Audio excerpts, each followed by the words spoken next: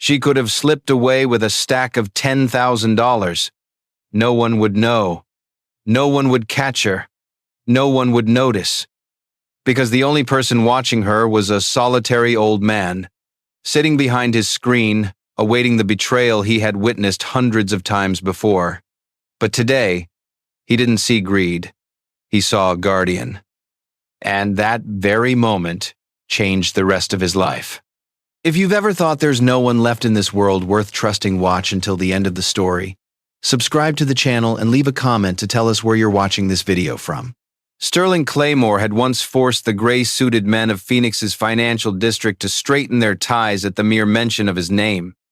He didn't need to shout orders. A single glance was enough to hush an entire board of investors. With his empire of lavish banquets stretching from Arizona to Nevada, he was the very embodiment of power and absolute control. But then, one October morning, his kitchen fell silent of a familiar laugh. Evelyn, the woman he had once sworn he would retire for, departed suddenly in a few moments of hushed stillness at dawn. No farewell. No final hand squeeze. That loss did not break him. It made him close himself off, quietly, completely. 3 weeks after the funeral, instead of heeding the advice to reintegrate and heal, he sold off his shares, resigned his board seats, and moved into a secluded lakeside resort on Tahoe where every staff member was forewarned, don't ask too many questions.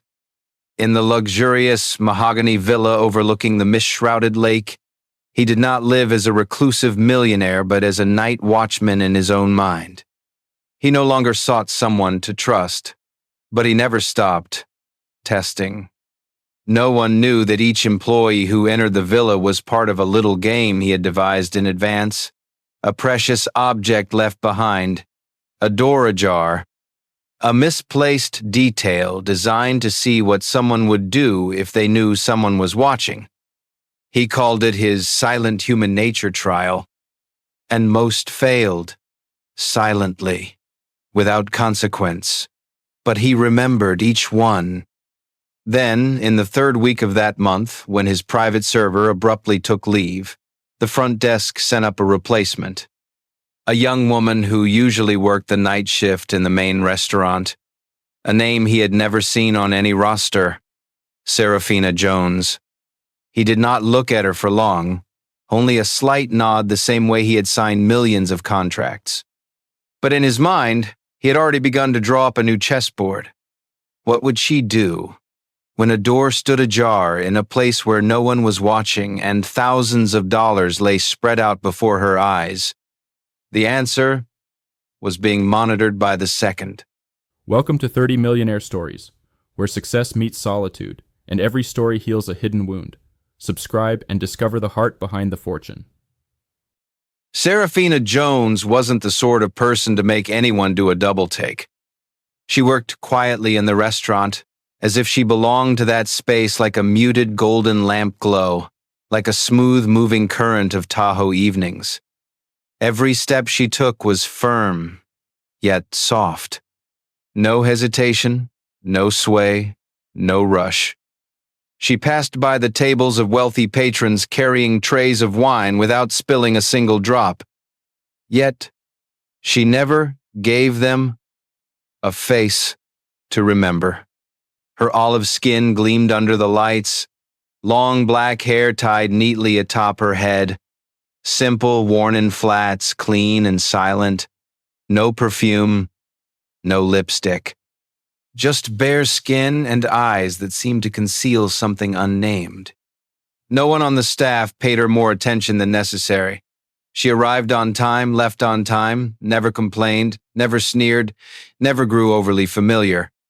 Even the manager admitted, Serafina was the sort of person whose absence for days would only be noticed once an unsigned billing invoice surfaced. But Sterling Claymore had noticed her from the very first day. He'd seen how she wiped each chair armrest with her thumb instead of the usual cloth, as though she felt cleanliness by touch. He'd observed her tilt her head when a guest ordered more, not because she'd misheard, but to look directly into their eyes for a moment. An old-fashioned courtesy. He catalogued all these details in silence, as if observation had never ceased to be his habit.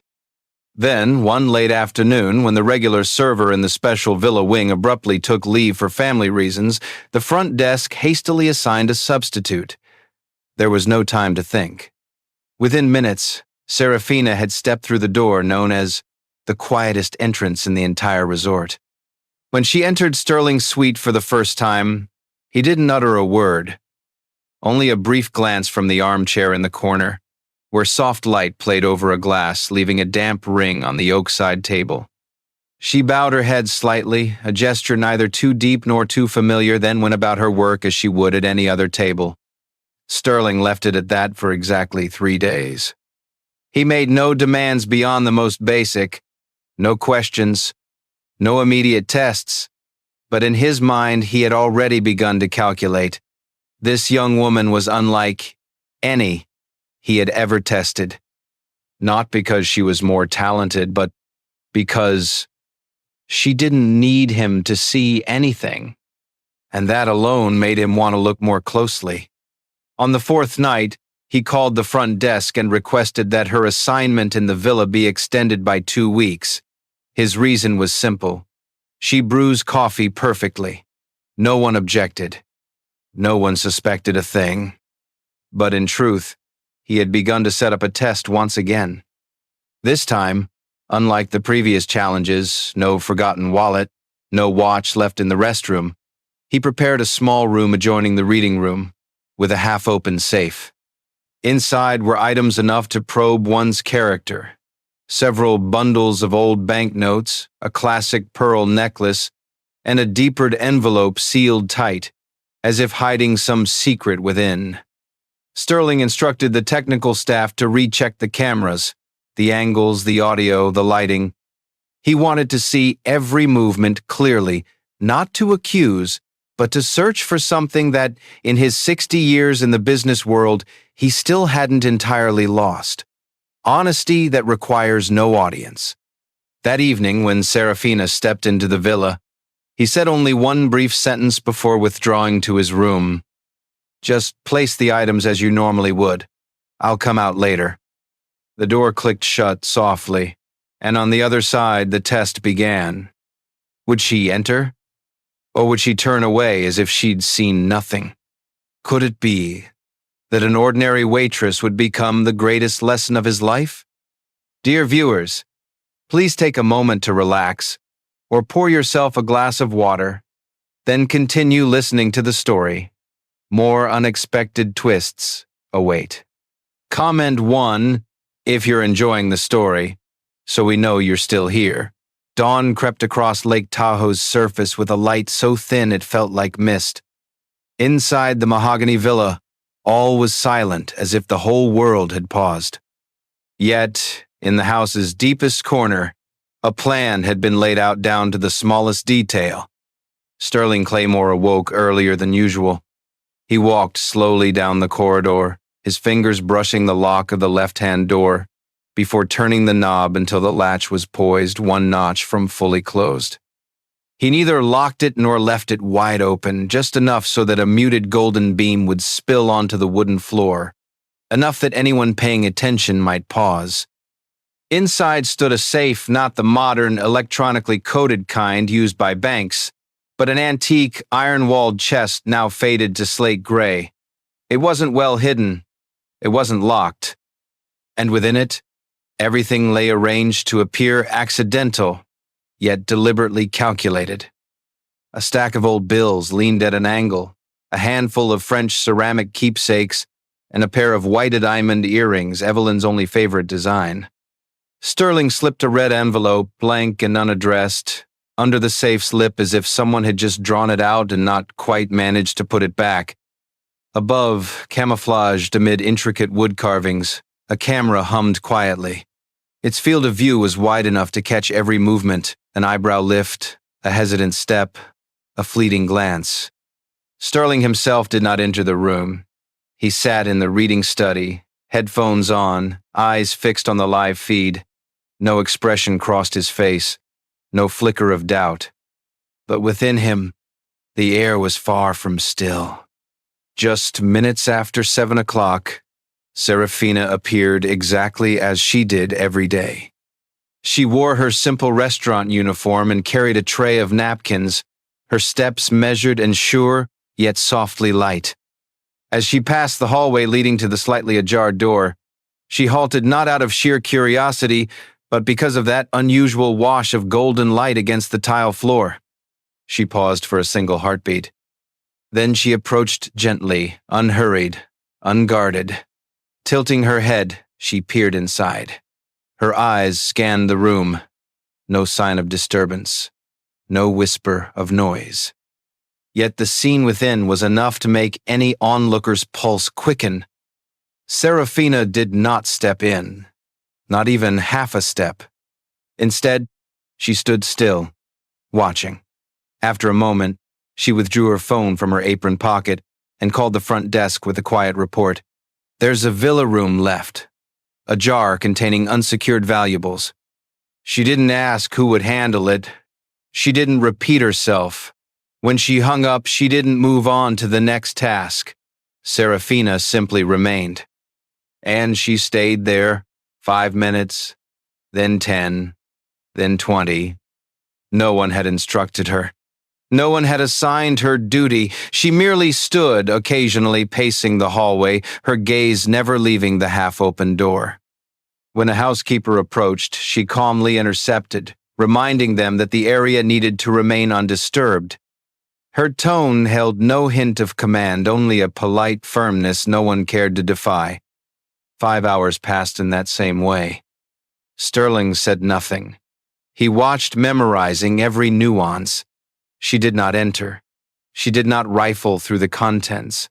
She did not pretend not to see. But most importantly, she had stopped. How many people would have walked past temptation as if it didn't exist? How many would have taken advantage, confident no one was watching? But she didn't choose the easiest path. She chose the right one, and she stayed true to it to the end.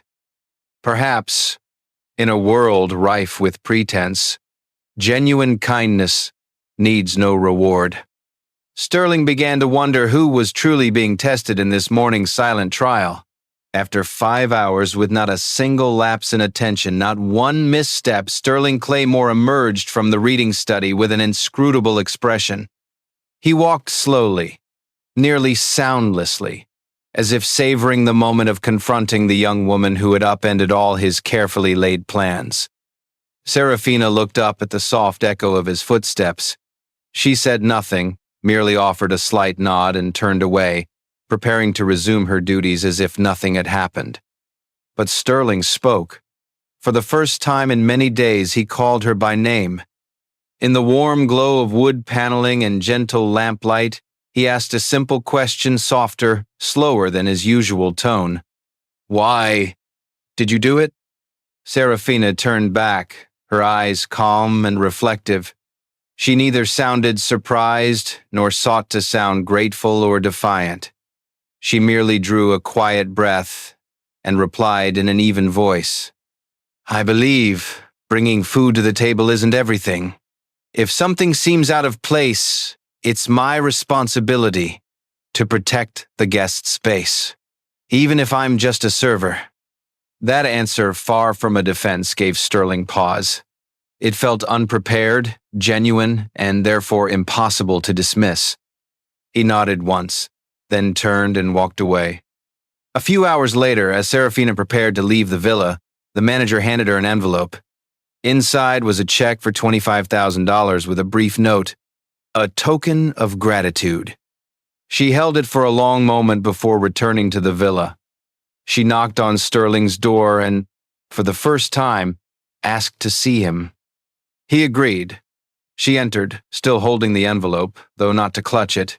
She laid the check on the wooden side table, then reached into her dress pocket. From its quiet folds she withdrew an old newspaper clipping, yellowed with age and pressed in a simple plastic sleeve. The small scrap was enough to still the room. 3 years ago, she said steady, though not without emotion, my brother needed an emergency liver transplant. My mother had passed, my father left when I was 8. I worked 2 jobs every day, but still only earned enough to keep him on medication.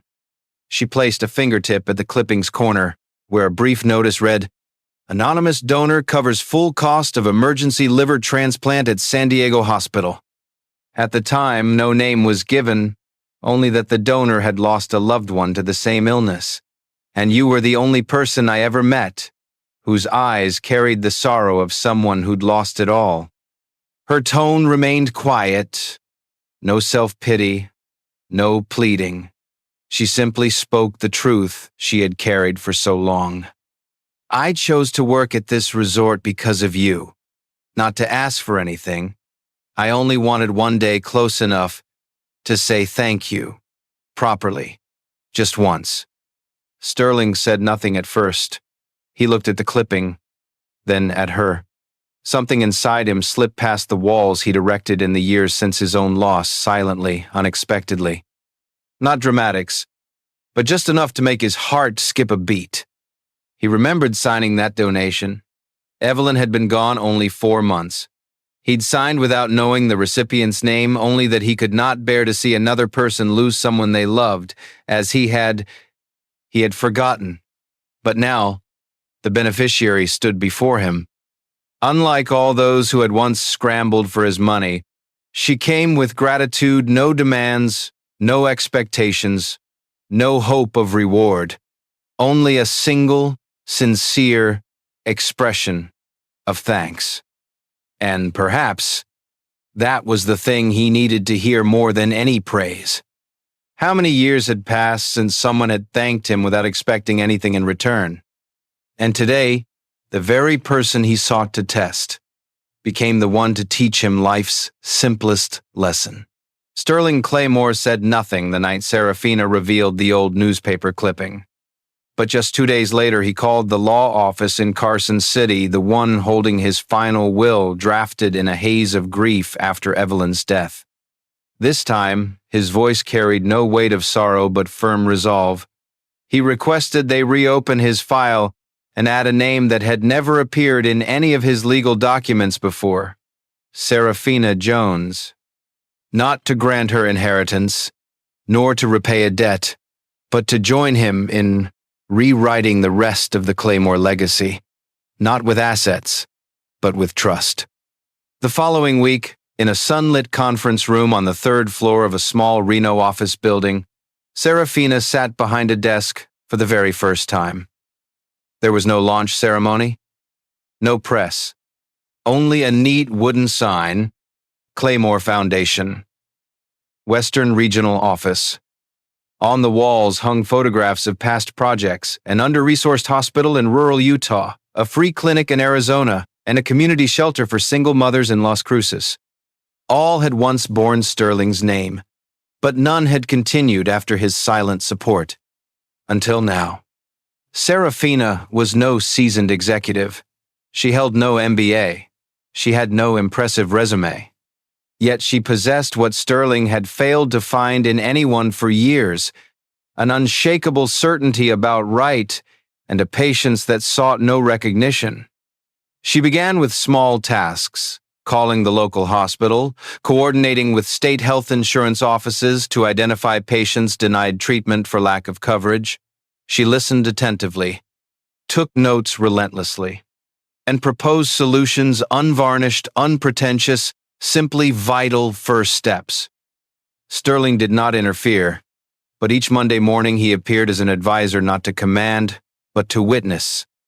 And then he began to feel light return, not a dazzling brilliance, not overwhelming, but the quiet glow Evelyn once kindled in their tiny kitchen when she used her first subsidy check to buy bread for an unemployed neighbor. For the first time in years, he wrote a handwritten letter. He never sent it, simply placed it in his desk drawer beside his wife's black and white photo. In it, he wrote, "You once said that all good things need a guardian. Perhaps I've held on too long. It's time to pass the torch not to the most capable, but to the one who needs no proof."